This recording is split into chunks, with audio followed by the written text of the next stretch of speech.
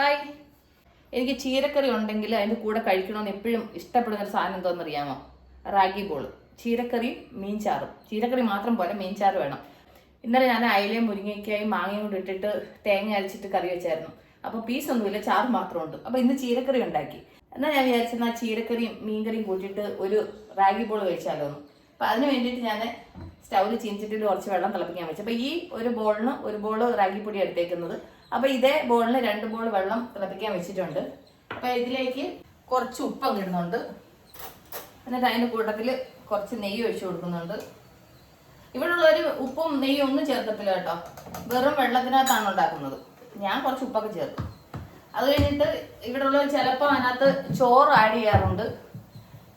അപ്പോൾ വെള്ളം തിളയ്ക്കുന്നുണ്ട്. അപ്പോൾ ഇതിലേക്ക് ഈ റാഗി പൊടിയും ഇട്ടിട്ട് ഒരു ലോ ഫ്ലെയിമിൽ നന്നായിട്ട് വെള്ളത്തിനകത്ത് ഇങ്ങനെ മിക്സ് ചെയ്ത് അതങ്ങ് ഡ്രൈ ആവണം. ഒന്ന് മിക്സ് ചെയ്തതിന് ശേഷം ഇതങ്ങ് അടച്ചു വയ്ക്കണം.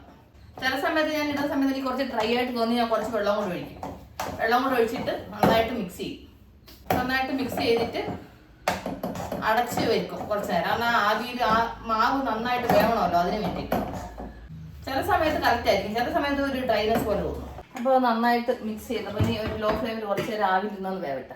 അപ്പോൾ ഒരു 5 മിനിറ്റ് ആയിട്ട് അടച്ച് വെച്ചിരുന്നതാണ്. ഇല്ല, അപ്പോൾ നന്നായിട്ട് ഡ്രൈ ആയി. ഇനി സ്റ്റൗ ഓഫ് ചെയ്യാണ്. അത് കഴിഞ്ഞിട്ട് ഇതുപോലെ ഒരു പരന്ന പാത്രം എടുത്തിട്ട് ഇതിനകത്തൊന്ന് വെള്ളം തൂക്കണം. കയ്യിൽ ഇച്ചിരി വെള്ളം തൂക്കുക. അത് കഴിഞ്ഞിട്ട് ഇതിലേക്ക് നമ്മൾ വേവിച്ച് വെച്ചിരിക്കുന്ന റാഗി ഉണ്ടല്ലോ, അതിലേക്ക് ഇങ്ങനെ എടുത്തിട്ട് സൈസ് എങ്ങനെ വേണം അതിനനുസരിച്ചിട്ട് ബോളാക്കാം കേട്ടോ.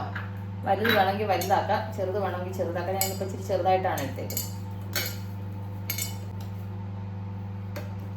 റാഗി ബോൾ റെഡിയാണ് മക്കളെ, റെഡിയാണ്.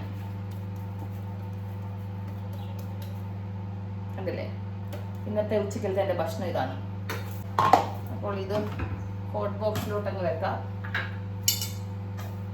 കുറച്ചും കൂടെ ഉണ്ട്, ഇനി ഒരു ബോളിനും കൂടെ ഉള്ളതുണ്ട്. ഓക്കെ, അപ്പോൾ അത് 2 റാഗി ബോൾ ഉണ്ടാക്കാനുള്ള മാവുണ്ടായിരുന്നു. കണ്ടില്ലേ, അപ്പോൾ റാഗി ബോൾ റെഡി. ചിലവർ ഇതിനകത്ത് ചോറ് വേവിച്ചതൊക്കെ ചേർക്കും, ഇവിടെ ഉള്ളവർ. ഞാൻ അതിനകത്ത് ചോറൊന്നും ചേർക്കത്തില്ല, ജസ്റ്റ് ആ റാഗി വെച്ചിട്ടുള്ള പരിപാടിയേ ഉള്ളൂ. ഇനി കുറച്ച് മീൻകറി ചൂടാക്കണം. മീൻകറിയുടെ ചാറേ ഉള്ളൂ കേട്ടോ. അപ്പോൾ അതുകൂടെ ഒന്ന് ചൂടാക്കട്ടെ.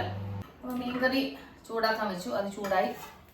അപ്പോൾ റാഗി ബോൾ, അതിലേക്ക് മീൻകറി. പക്ഷെ അയില മുരിങ്ങക്കായി മാങ്ങയിട്ട് വെച്ചാൽ ഭയങ്കര ടേസ്റ്റ് ആട്ടോ, സത്യം. കൂട്ടുകാർ വെച്ചിട്ടുണ്ടോ, വെക്കാറുണ്ടോ? പക്ഷെ നല്ല ടേസ്റ്റ് ആട്ടോ, ചെയ്തിട്ടില്ലെങ്കിൽ ചെയ്ത് നോക്കും, നല്ല ടേസ്റ്റാണ്. അതിൻ്റെ കൂട്ടത്തിൽ പാലക്ക് ചീരക്കറി അതിൻ്റെ മുകളിലോട്ട് ഞാൻ ഒഴിച്ചതാണ് കേട്ടോ. അപ്പോൾ എൻ്റെ ചൂട് റാഗി ബോളും തണുത്ത ചീരക്കറിയും ചൂട് മീൻ കറിയും. പിന്നെ തണുത്ത ചീരക്കറി എന്ന് പറഞ്ഞാൽ രാവിലെ ചീരക്കറി ഉണ്ടാക്കിയുണ്ടായിട്ട് പിന്നെ ഞാൻ ചൂടാക്കിയില്ല. ഇതെങ്ങനെ കഴിക്കുന്നതെന്ന് വെച്ച് കഴിഞ്ഞാൽ അത് ചെറിയ പീസായിട്ട് മുറിക്കുക. ഈ മീൻ കറിയും ചീരക്കറിയും കൂടെ ഇങ്ങനെ മിക്സ് ചെയ്യണം. എന്നിട്ട് അതിങ്ങനെ എടുത്തിട്ട്